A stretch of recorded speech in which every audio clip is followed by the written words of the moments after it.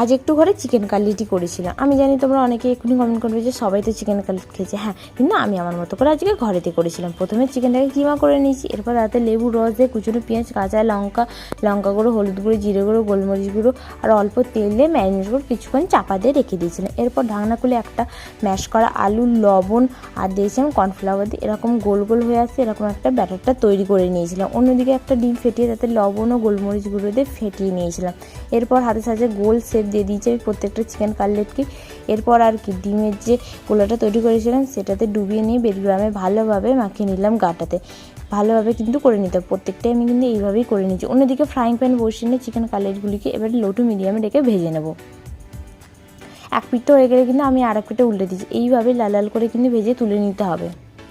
প্রত্যেকটাই আমার হয়ে গেছে ভাজা, তো দেখতেই পাচ্ছ কতটা সুন্দর দেখতে হচ্ছে। আর একটা আমি কিন্তু ভেঙেও দেখিয়ে দিচ্ছি, দেখো কতটা সুন্দর ভিতরটাও হয়ে গেছে। আজকের মধ্যে এখানে